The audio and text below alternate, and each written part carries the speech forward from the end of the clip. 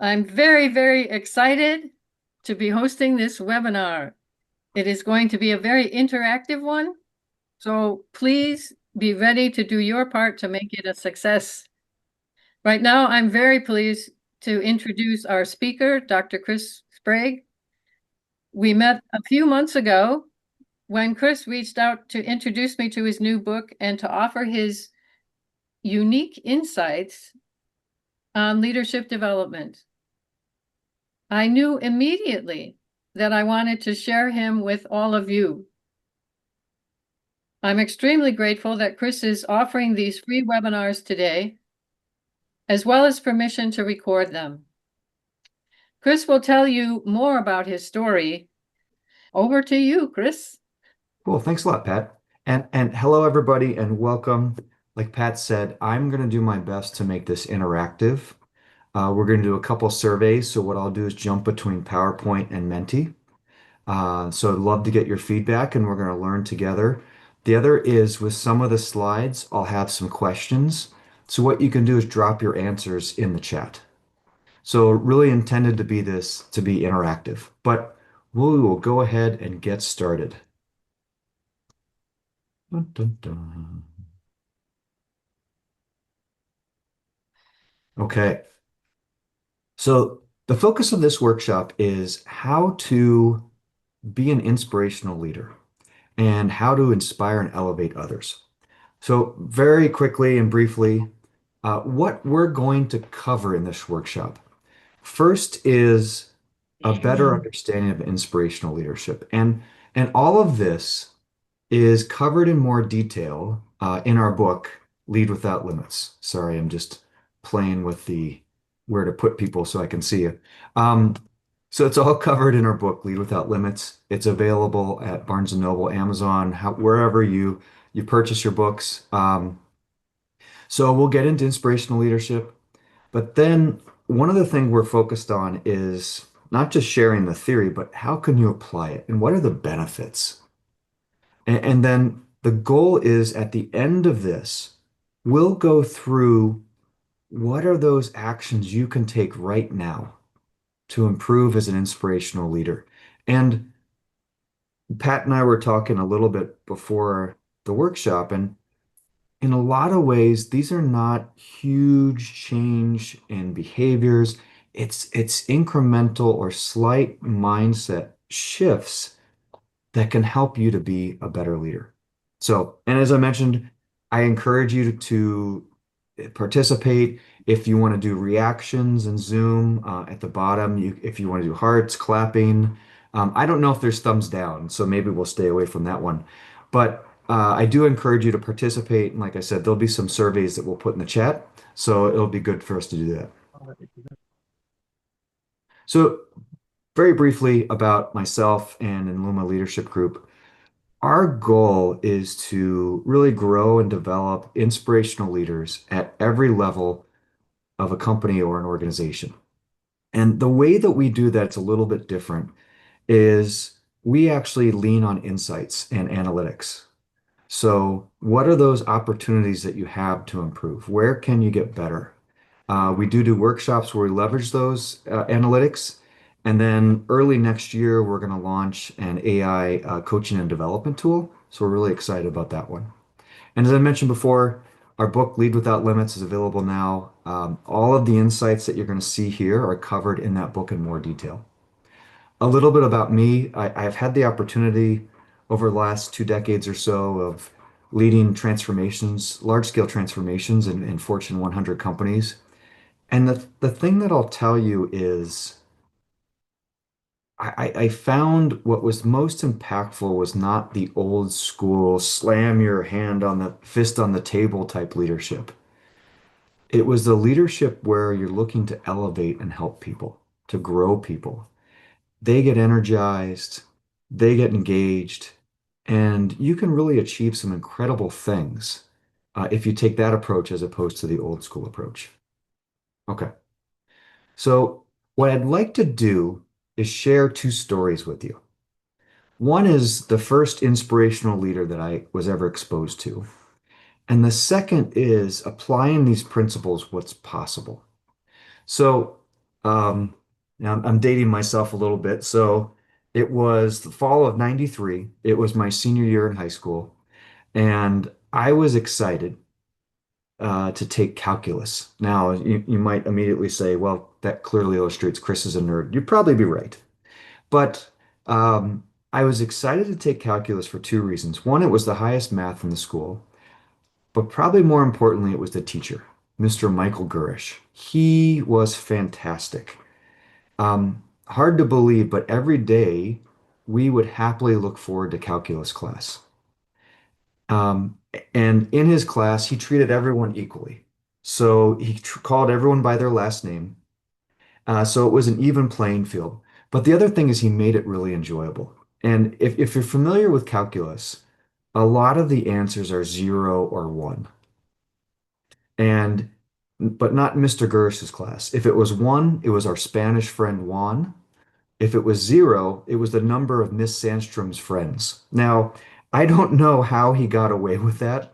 You probably could not do that today, but he made it fun and engaging. Um, and we genuinely look forward to going to calculus every day.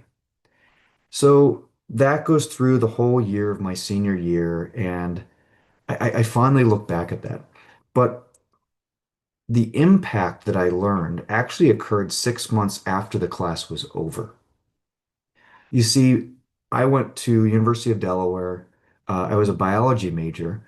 I didn't have to take calculus, but because of Mr. Gurish, he had inspired me to take a higher math.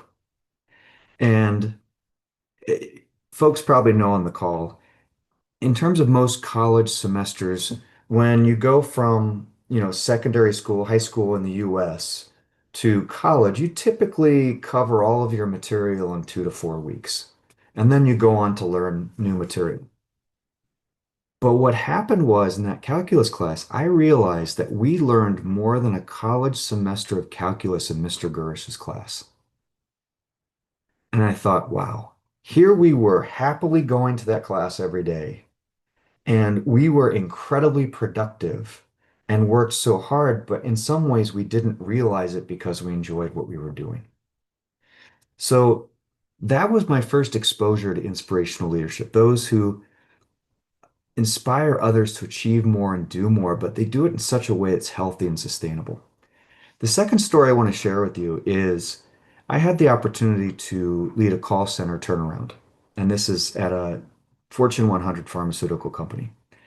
And what happened was there were four groups, one that talked to patients, one that talked to insurers, another that talked to doctors, and another was pharmaceutical techs. They help with shipping.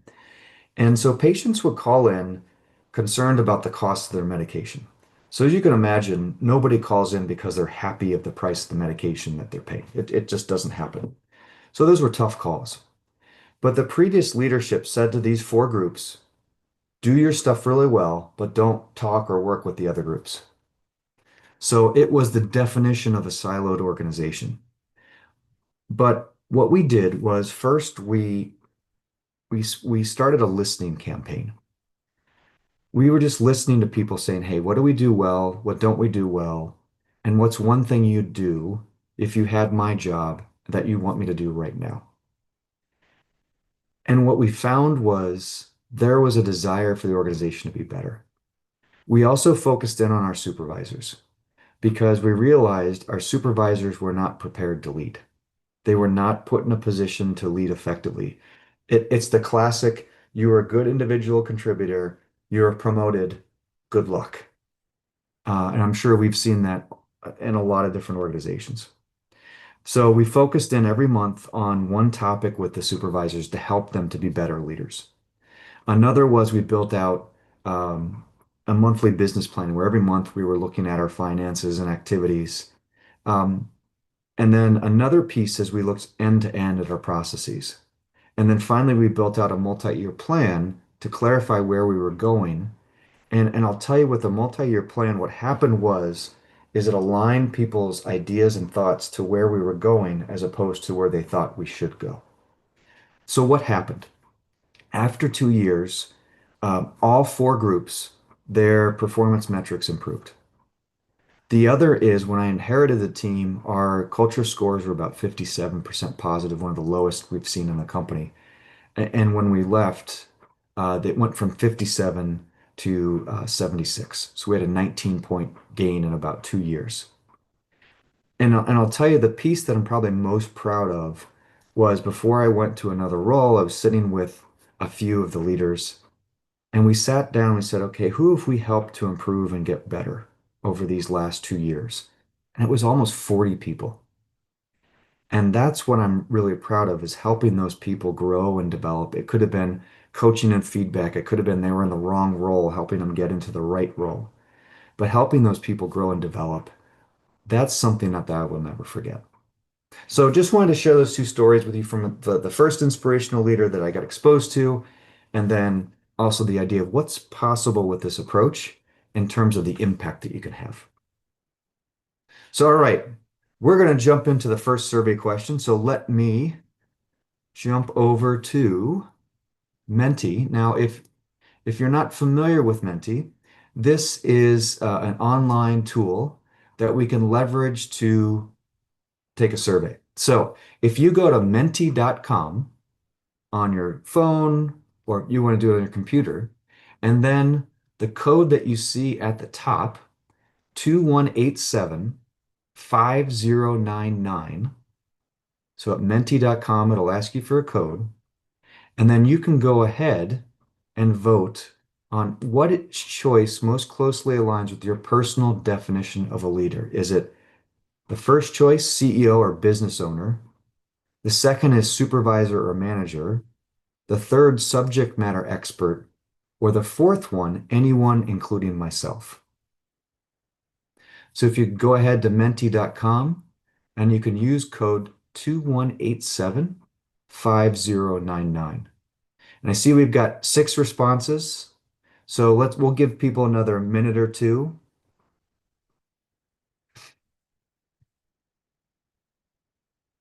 So again, when you think of leader, which of these 4 most closely aligns with your personal definition? Okay, so it looks like the fourth option has gotten the most votes. Yeah, and I see that people have started putting their response in the chat, which is fine if you cannot navigate Yeah, to yeah, that's okay. menti.com. That's okay too.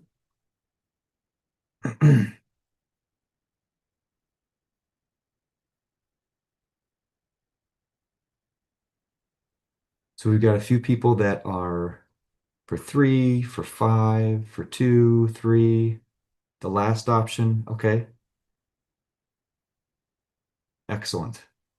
So what's interesting is we surveyed almost 500 people and asked them the same question, and 80% said the last option, anyone, including myself. And to me, it represents a more modern definition of leadership, but it also talks to that anyone can be a leader. And that's really what we're seeing here. So thank you for doing the first survey. We're going to use the same exact code for the next 2 questions as well. So I'll toggle back.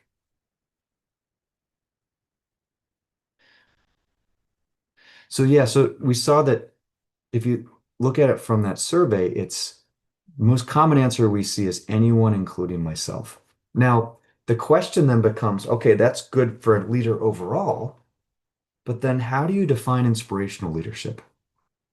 And we've actually leaned in on a quote that's over 150 years old from John Quincy Adams. So, and if you've seen this before, you're probably very familiar, but if your actions inspire others to dream more, learn more, do more, and become more, you're an inspirational leader. And if you haven't seen this before, I'm going to read it one more time just because there's a lot here. If your actions inspire others to dream more, learn more, do more, and become more, you're an inspirational leader. So when we look at this, I'd be curious if you want to drop in the chat, what do you see is present in this quote, or What resonates with you when you read this?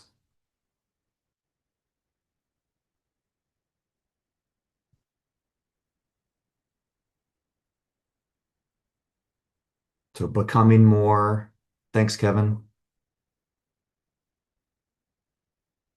Yeah, Denise Moore, Paul Action. Yep. Leadership is action, not just words. Ellen, thanks a lot. Learn more, pushing others to do more. Yeah, that the actions that you have on others and actions to inspire others. Absolutely. So there's positive intent here. Learning more, do more, giving more of yourself. More suggests that we already acknowledge what is already there, doing more, leading by example, showing the way yourself, bringing the best in others. Absolutely. So it's definitely about positive intent. It's about the impact that you can have on others. And then in the book, we do dig into it in a little bit more detail. But when you think about dream more, what that leads to is someone building their confidence. They're able to think about that they're capable of more. I'm sure you've probably seen folks where maybe either they're comfortable with what they're doing or they're not sure of themselves. So maybe they don't have those expectations of doing things differently or taking on a bigger role. So a little bit of a not a trick question, but when you look at this, what do you see as absent? What's not present in this definition?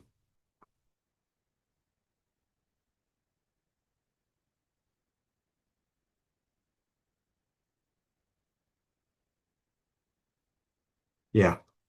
So Paul, thank you. Command, uh, Yasmin, context. So it's yeah, position of power. Thank you, Rosemary. Yep. So there's no mention of you're this role. You're a lead supervisor. You're a manager. You're a leader of the organization. Yep. And the great thing about this definition is it is flexible from the standpoint of what you're going to inspire others to do depends on that person. And Peter, thank you for force. Yep. You're not forcing people to do it. You're helping them to do this through their best interest and they want to do it. Okay.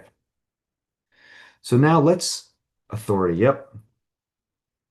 So now what we did, keeping that definition in mind, is we said, okay, if I'm the recipient of that type of leadership, someone is helping me to learn more, do more, and become more, I'm more likely to be engaged because we know that if people are learning and growing, they're likely to be more happier and engaged. And if someone's investing that type of time and energy in me, I'm more likely to work hard.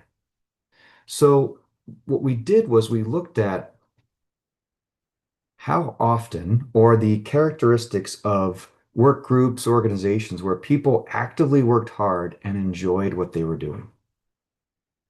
So we wanted to understand positive and productive work groups because we saw these as the beneficiaries of inspirational leadership, which now then leads to our second mentee question.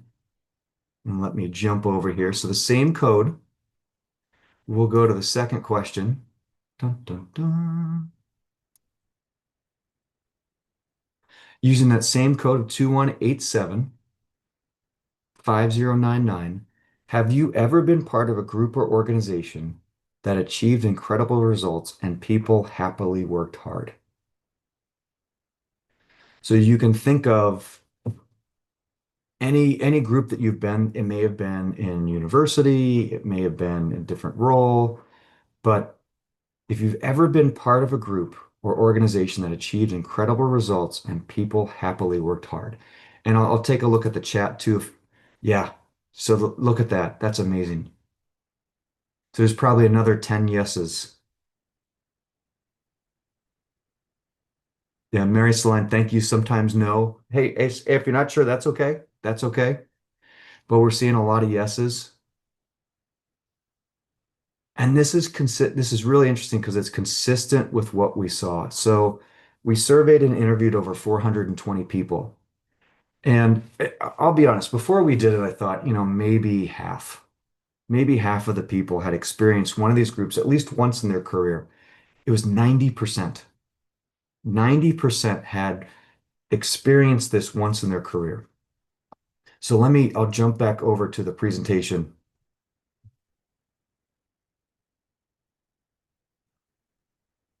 So we surveyed over 420 participants. We had people of different industries, years of experience from a few years to well over 30, 35 years. And what was interesting is 90% of the participants experienced those work groups at least once in their career. But when we looked at it over the duration of their career, it correlated to about 1/3. And we thought that needs to be higher. And then the next one was who is most likely to inspire us at work? And we gave four options: peers, direct supervisors, ourselves, or leaders above my immediate supervisor. And peers, direct supervisor, and ourselves came out the highest. And then who inspires us the least is leaders above your immediate supervisor. Now, you could say, who do you interact with on a day-to-day basis? It's your peers, your direct supervisor, or ourselves. So that makes sense. But there's also a significant opportunity here where for leaders above their immediate supervisor, how they could be more inspiring and more motivating. The next question we had was, okay, this is interesting. It happens more than we thought. Um, we kind of jokingly called it free range leadership. So it was kind of out there, but not organized. But the next was, okay, what are those defining characteristics of these groups? And we found four elements that define them. The first was team first. It was building a we before me culture. And what that means is seeing the collective opportunity. So it's look, and I'm guilty of this too. It's easy to look at our to-do list of what we have to accomplish, and we want that hit of dopamine, right? Of, oh, yep, I got it done, I got it done, I got it done. It's more challenging to see that collective opportunity. What can be accomplished if we work really well together? The next was accelerate or empowering through communications and insights. Now, what this means is constant helpful communications and clear expectations. So we heard things like we were constantly communicating, we were constantly sharing information. The other is they said we knew what great looked like. The expectations were very clear. You know, you can kind of think about if people don't know their expectations of what great looks like or what good looks like, then it's like different people that are all making a different recipe in the kitchen. If they're not working together, if they're not aligned, they're not all going to make the same thing. The next was, and this was a surprise, was elevate, grow, and develop together. So what that means is to challenge and encourage each other to be more, to do more. So that directly aligns with our definition. We heard things like, because we trusted each other, we would push each other to be better. We would encourage each other to be better. Because then, as a team or an organization, you can do more collectively. And then finally, the last one was realize, achieving a powerful destination. The team wasn't just working for the sake of work. They were working to help a lot of people. They were working to do something that hadn't been done before, um, or they were working to have a huge impact on the organization and the people. So now, when you look at this,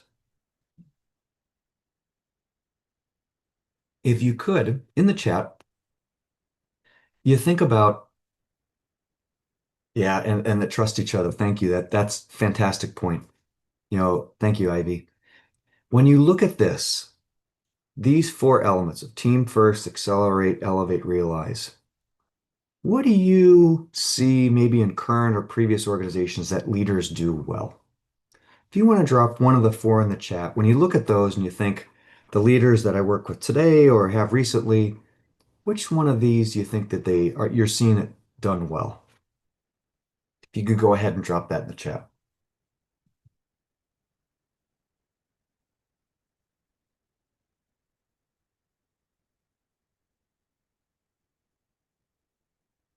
Team first, growing, elevating the team, accelerate, team first. Yep, team first. Team first and accelerate. Okay. Yep.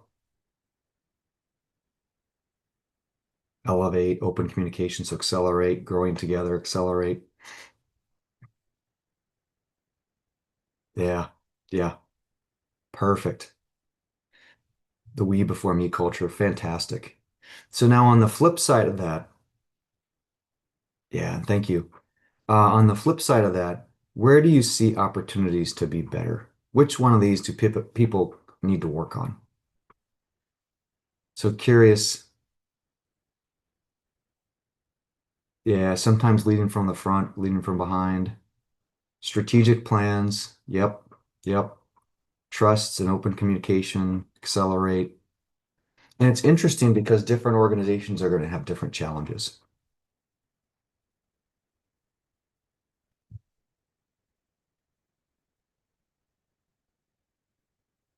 Yeah, authoritative leadership is not good. Seek input from the team. Accelerate and realize, team first, grow and develop together, realize. And with the authoritative leadership, one of the things I like to say is those old school command and control. You can think of the people that are slamming their fist on the table and just get it done. And I said, get it done. The challenge is that that type of old school leadership gives people permission to do just enough. They do just enough to make that leader happy. They do just enough so that leader goes away. So something for us to consider that, as leaders, do we want to help people to achieve more or do we want to help them to do just enough? Okay. So one more question for us in the survey. Now, when we think about this, we thought, okay, so that's the elements of inspirational leadership in these groups.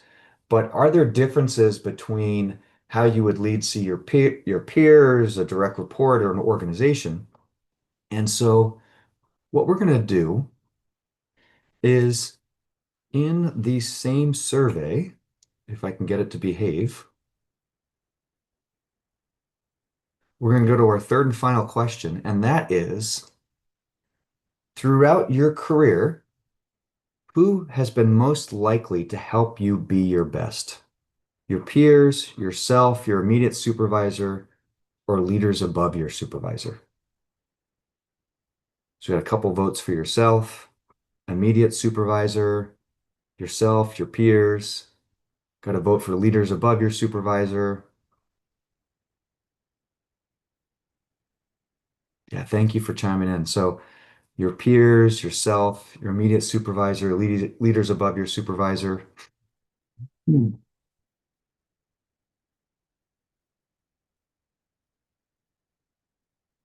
That's good. Leaders above your supervisors getting a little more love, so that's okay. That's good. Good to see. And your immediate supervisor. Okay.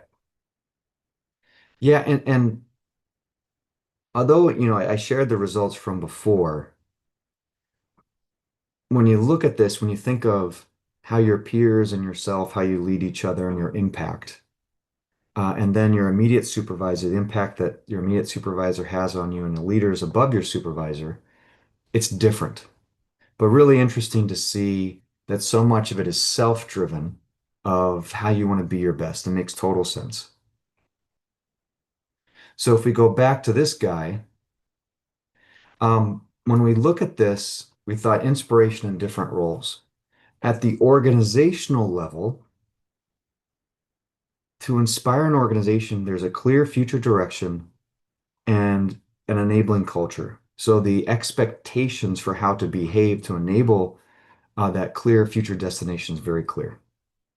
And then from a people's perspective of leading a team of direct reports, it's all about how can you empower and elevate the direct team, and not just individually, but also collectively.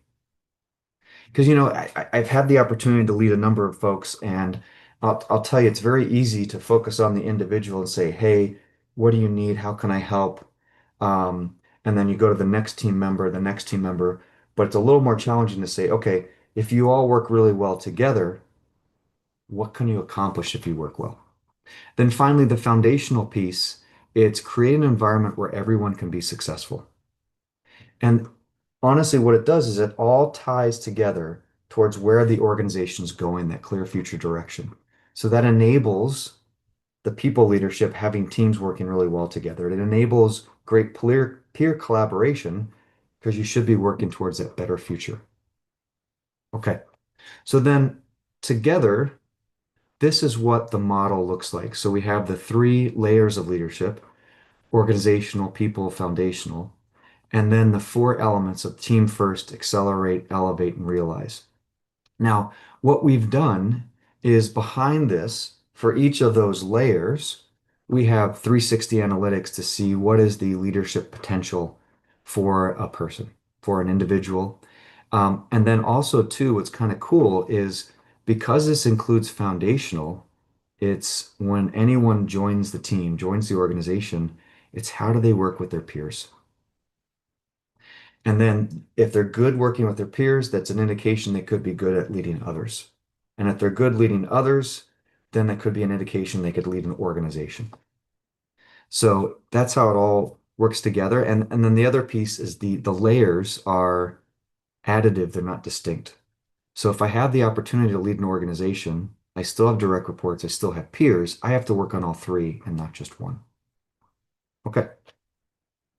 So now, as I started earlier in the call, I just wanted to talk about those mind shifts that we can make, that those small adjustments that we can make that can help us to be better leaders. So on the left, it's when you think about working with your peers, are you more likely to say, what can I accomplish? Or can you ask what we can accomplish? Now, to be clear, that it's a continuum, right? Because sometimes you have to focus on yourself. But if you solely focus in on yourself, you miss the opportunity of what you can achieve collectively. And the reason that we bring that up is that if you focus on what you can achieve collectively, it's something bigger than yourselves. Now, the one on the right, and this is a tough question for us to ask, is when you have someone who's hard to work with, and please don't drop their name in the chat. We don't need to see that. But if you have someone who's hard to work with, the easy thing to say is, why is that person a jerk? Why are they difficult to work with? The harder question to ask is, am I making it worse? I can give you an example on this one. Personally, when I am working with someone who's difficult, I tend to be very careful about the words that I use. So I will likely say less words to make sure that I'm being very careful with that person. The risk is I become quieter, and so that other person may actually think I'm less engaged. When in reality, I'm trying to be very careful with what they say, or rather with what I say, so I don't offend that person or I don't um, make them angry or something like that. So it's understanding how and asking the question, what am I doing to actually contributing to that difficult relationship? Because I may be contributing to the problem. So we'll shift gears a little bit. The next one is if you have the opportunity to lead a team of direct reports. On the left, a question you can ask is, with feedback and planning, am I focused in on helping each direct report be better or helping the team be better? And again, it's a continuum. There's going to be times when you have to focus on the individual, but are you thinking about, hey, what can this team do together? How can I help them to be better together? And then on the right, we know that people are more engaged if they're growing and developing. So, do you know the interests of your team members? And you can say, not at all. I know a few. I know it very well. And I should clarify, I know sometimes in the non-for-profit world, people will say, well, we don't have a lot of leadership opportunities. We don't have a lot of promotional opportunities. If everyone can be a leader, it may be less about a promotional opportunity and it may be more about a learning opportunity, how you can grow as an individual. I always encourage people to say, every year, try to learn one thing. And that way, you've got another tool that you've added to your toolbox, and you can be more effective with more tools in your toolbox. Okay, finally, on leading an organization, it's how to inspire an organization. It's where is the organization going? Is it, I don't know, we just constantly fight fires all the time? Or maybe you have a plan for the year, or an aspirational future is clear. It could be the people that you serve, the communities that you help, and what's that direction. And the next is the culture clear to enable the better future? If it's not at all, maybe it's just consumed with firefighting all the time. There's all these issues that pop up, or you kind of have an idea, or absolutely the culture is enabling a better future. Okay, so just some questions for you to think about. Next, so I mentioned this, sorry, I went the wrong way. I mentioned this at the start of the workshop. Here's some actions that you can take right now. They are not huge changes. They're all small actions, but you can do them right now. So when you think about working with your peers, it could be people in the community, it could be people on this in your organization. Just take 10 minutes and write down what you think you can accomplish if you worked better with those people. Just 10 minutes. Doesn't take a lot of time. And that will help you with the team first piece. The next on the accelerate piece, this is one that I think a lot of people find interesting is once a day for a week, think about something that you know that your peers may not know that would be beneficial to them. It could be you heard something a few days ago or got some information or you know of something that's going to happen, and maybe they don't know, but to share it with them without them asking. And you do that one piece of information a day for a week. And what's interesting there is usually by the end of the week, you can see a little bit of a shift. The next is for Elevate. With your peers, ask them what challenges are they facing and how you can help. Now, the how you can help question is a little bit of a weasel question because most people, when you ask them how you can help, they're going to say, no, no, it's okay, I've got it. Vast majority are going to say that. But if you understand what your peers are going through, and then if they ask you what you're going through, and those challenges that you have in the organization, in the community, that can be powerful.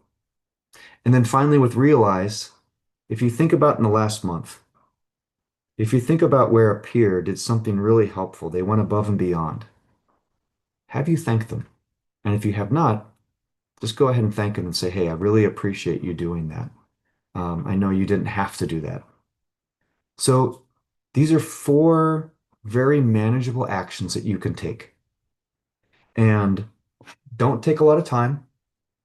And we'll make sure that you have the slides, but just something you can think about that could help to nudge you a little bit to help you improve as a leader and improve your collaboration with your peers. Because we know that peer collaboration arguably is a lot harder than direct reports in organization because you don't have any authority. Okay.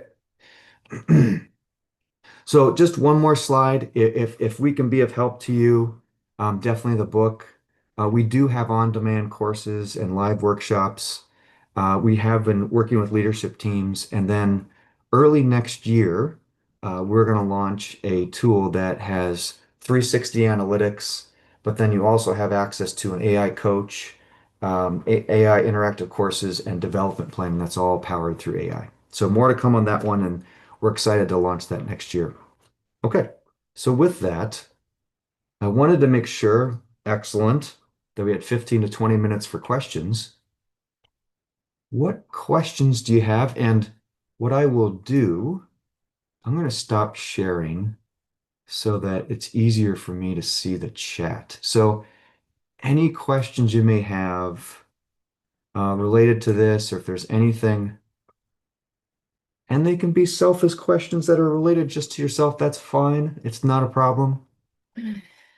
While we're waiting for people to put their comments or questions in the chat, Chris, I pulled out a few takeaways that that might also help people get thinking. And one of the first things was the emphasis on listening. That Mm, the way you yeah. you you know you said that in terms of listening to people and asking them what is it that I can do to help, Yeah. Yeah. is terrific. And another one was that idea of building confidence, that when you have this attitude towards, that you're not just elevating people, but that there is for a number of people this struggle with their self-confidence. And so what you're talking about is something that can help with that, because often we get asked, what can I and then one of the things that also stayed with me was this idea of when you, I mean, we've done workshops a lot and we have it as part of our courses, team building. But what really shifted for me in your presentation was your idea of collective opportunity, to be able to say that, this is, to be able to, I mean, that's like a wide open horizon thing for me. It's like, wait a minute, we're not just trying to get these people to work together. We're together, we have this collective opportunity here that we need to make the most of. That was really fantastic. And then another point that maybe you could say a little bit more about is when you talked about the Mentimeter showed that the person who helps me be my best self is Yep. myself. Yep. Okay, but Yep. when I saw that, I thought, but what if your supervisor is the kind of person who just quashes that? If you know what I mean? Yep. It's like I Yep. have all this desire and enthusiasm to be my best self, but this environment is not helping me do that or Yeah. realize that. Yeah. And Pat, that's a great question because I think unfortunately that happens a lot. There's been a lot of research out there that one of the top reasons that people leave a job or leave an organization is because of the boss they work for. So, and look, it's easy to say, look for another job. Because if you get to that point where you realize like this is not a healthy environment, it's easy to say, look for another job. But I also know that people may be in a situation where they can't readily get another job. I had a friend who was doing security he had a position in Virginia out in the middle of nowhere, and he couldn't easily get another job. So he kind of had to decide, how do you manage this? What I will tell you is you have to learn how to handle it in a healthy way. I personally had, unfortunately, some bad bosses. It is so critical to have people to talk to. It's so critical to try to be healthy and treat it in a healthy way. Um, and to take it personally, thinking that I'm terrible and this isn't going to work. And we've got a ton of questions in the chat. So I'd like to try to get to some of these. But yeah, Pat, did that help to answer your question? Yes, yes.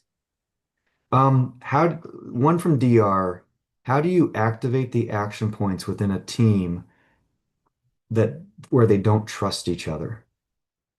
So within a team that doesn't trust each other, ultimately it's about you setting the tone. And if you're leading a team and you're concerned that they don't trust each other, do you understand why they don't trust each other? Are you contributing to why they don't trust each other? And I can give you an example. If you have 5 direct reports and direct report number one does not work very hard and is not reliable, but yet you don't hold that person accountable, what you're also saying to those other four is that's okay. So you may be contributing to why they don't have trust. Um, as a people leader, we have to model the behaviors that we want to see. So it's also how do we work and interact with our peers and help them to be better. And from Paul, what is the best way to deal with a difficult colleague? Um, this happens a lot.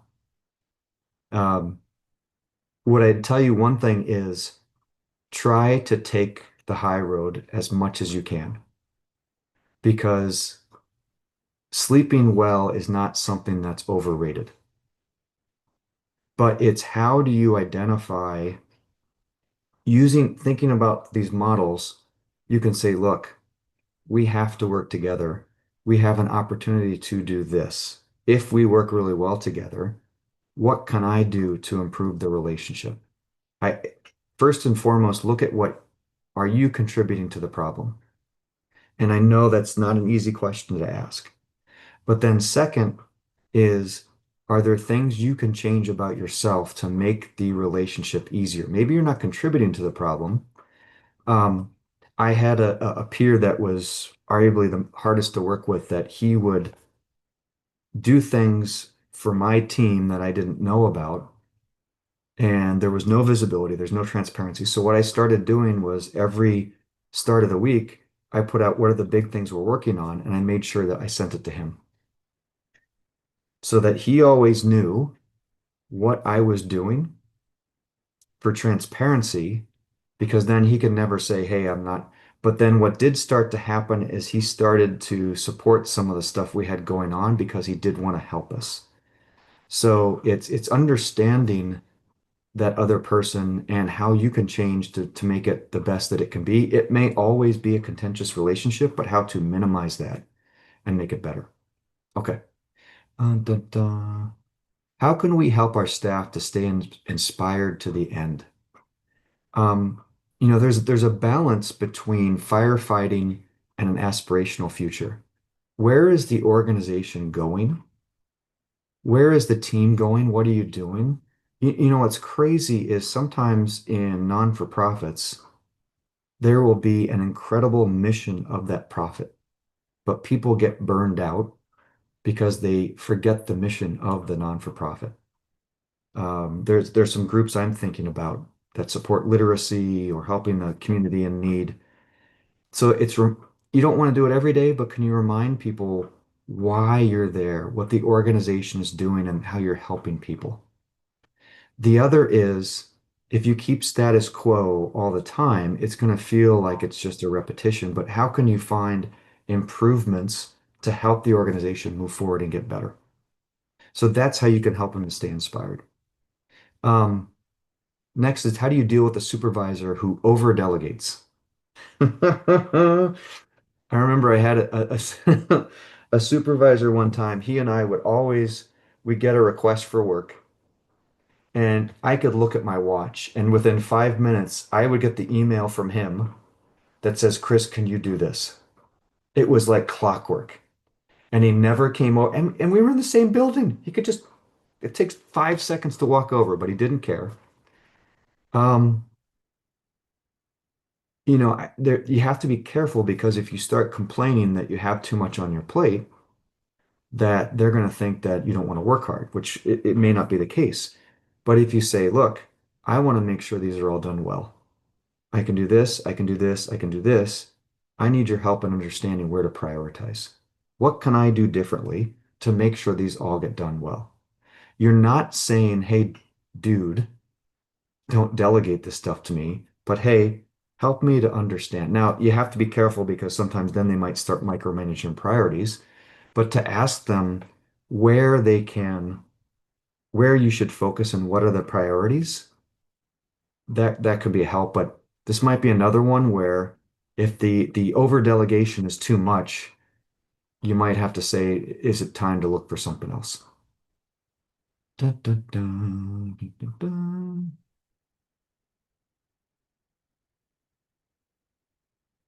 Yeah, so another one, thank you, Ivy. How do you work with a peer who has disappointed you and left you hanging so you had to do their work for the team to accomplish the task, yet you have to keep working with them?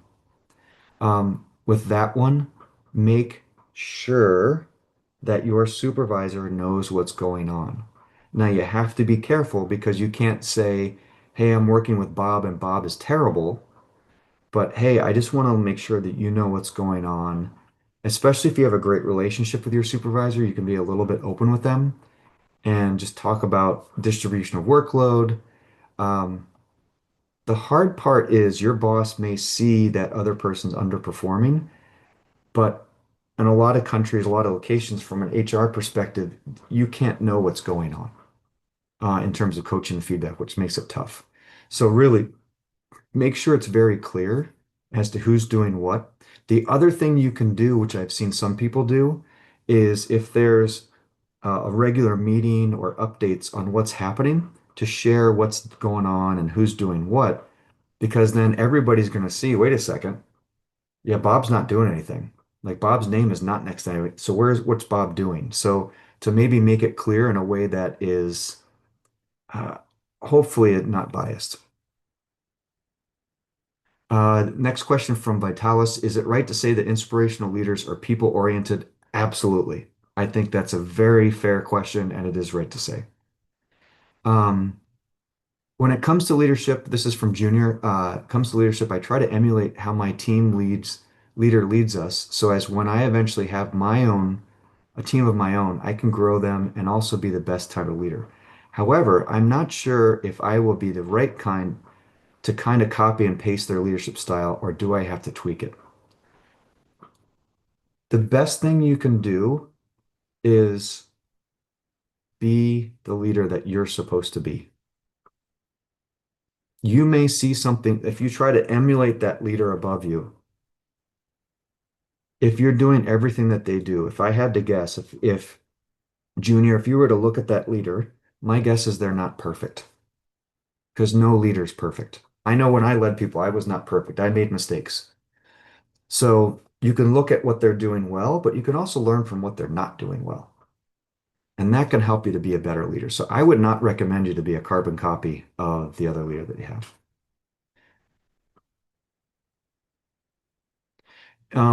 The next from Meech is, how would you describe your leadership style, especially in a culture like ours that values hierarchy and respect for authority? Um, you can, I think that's also in there of respecting the people above you. Um, and and I know culturally that can differ from country to country. Totally get it. Excuse me. I had a direct report in Japan one time, and she refused to give me any type of constructive feedback. She's like, no, no, no, no, no. We don't do that in Japan. But if you're respectful, you can have those discussions that are difficult, but do it in a respectful way. My feeling is, and my leadership style is such that I try to treat all people with respect. And it doesn't matter the role they have, because I firmly believe that we are paid not for our importance, but our responsibilities. And what that means is everybody in the organization has responsibilities that they need to accomplish. And if you think that way and see yourself as equal to everybody, that is really a liberating feeling. So, the Dalai Lama was once asked, why are you so humble? And he said, I'm just one of the 7 billion. So if you see yourself, even if you're in charge, if you're just one of the team, that is a very powerful way to look at it, because then you're likely to treat people with respect. Okay. Dun, dun, dun. Yeah. Having tried all the skills as an inspirational leader, how do you pull through um, with members who are not ready to be part of the team? It's as the leader, you're setting the expectations. And to make those expectations crystal clear, that you expect the team to work well together, that you expect them to do a great job. If you do that and someone is not aligning with that, then you would think you're going to have to give them coaching and feedback to tell them, say, hey, look, we're trying to do something that requires everybody to work, to contribute to this. If by you not helping, you're actually going to slow us down. You're going to prevent us from doing well as a team. Dun, dun, dun. All right, Angela's got da, da, da, da, da.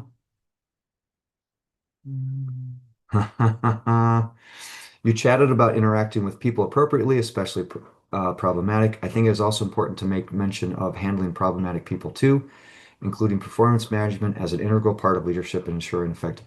One regret over my leadership is not dealing with them sooner, as many recognize, but they know who those people are. Absolutely. I know it's not really a question, it's a statement, but what I'll tell you is I had a direct report who we were changing IT systems, and he was responsible for building the old IT system. And he refused to recognize the new IT system. I changed roles, but never gave him feedback. Never gave him feedback. I found out a year later he was fired. I would have really liked to have tried. I would have liked to have tried to give him that feedback, and I regret that I didn't do it. So, Angela, that is completely correct. It's people need that feedback because if they don't know how to be better, they're not going to be better. Dun, dun, dun. How does inspirational leadership differ from management? I like the analogy of if you think about the Titanic. I mean, not that this is a sinking ship, so that's maybe not the best analogy. But if you think about the Titanic, a manager is helping people organize the deck chairs to make sure they're organized. A leader is helping to steer that boat so it doesn't sink. So to me, that's the kind of the classic definition of what the difference between leadership and management. Marie Celine has a second question. I know we have just a few minutes left. At what point can an inspirational leader change to other types of leadership skills? Absolutely. There sometimes you have to adapt based on the situation. So situational leadership is the right thing. But for you, kind of goes to the earlier question of you have to pick the style that works for you, that makes you a better leader. That's going to help you be a better leader. Ba, ba, ba, ba. Yeah, with so many tools available, measure team and organize which affordable or low-cost options could we explore to track our collective impact, considering we're a nonprofit with limited budget. So for Kevin, what I will tell you is there is so many free resources on YouTube. It is unbelievable how much free stuff is out there. Great videos, great instructions. But yeah, totally get it. You can also um, look at books to keep your budget kind of low, but I have been surprised by how much free stuff is on YouTube and is readily available that can help people to on all these topics. And I also try to put out content every week to try to help to challenge people, and I put that on my Substack or my LinkedIn page. And so if anybody wants to connect with me on LinkedIn, feel free so you can get the content. Da, da, da. Ha. I love this one. How do we help leaders who act on rumors without confirming the whole scenario?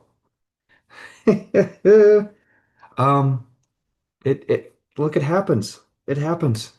Um, it's helping those leaders realize that you have to look at the data and facts and not just rumors.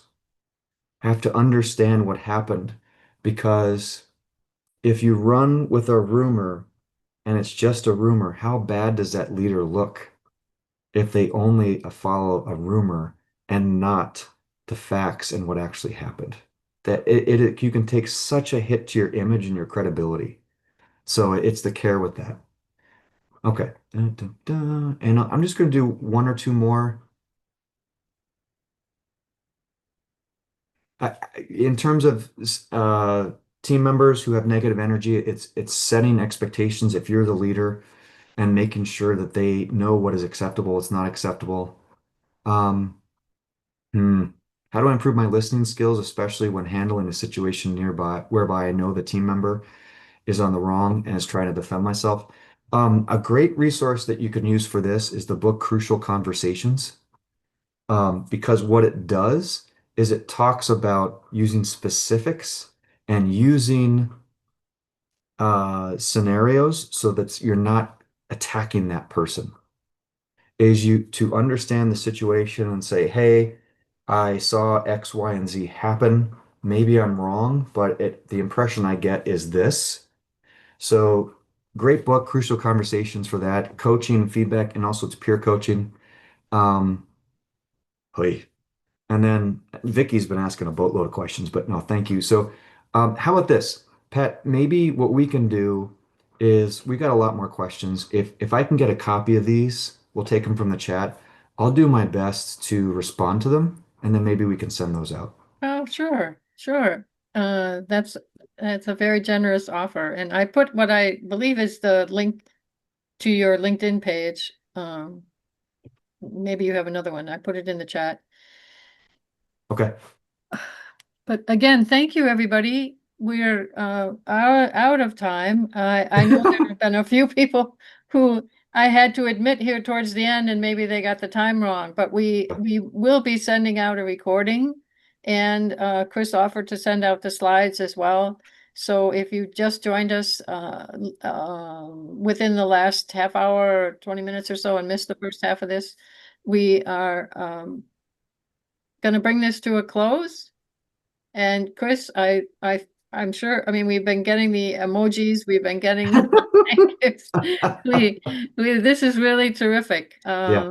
And Yeah. I can't say it enough about how grateful I am. And I'm sure the group of people, we had it at one point about 91 people, I think, on Well, the that's fantastic. on the And call. So for everybody to call, thank you so much for your time. And I know a number of the folks with non-for-profits, you are doing remarkable work. oh, Keep up the incredible work you're doing.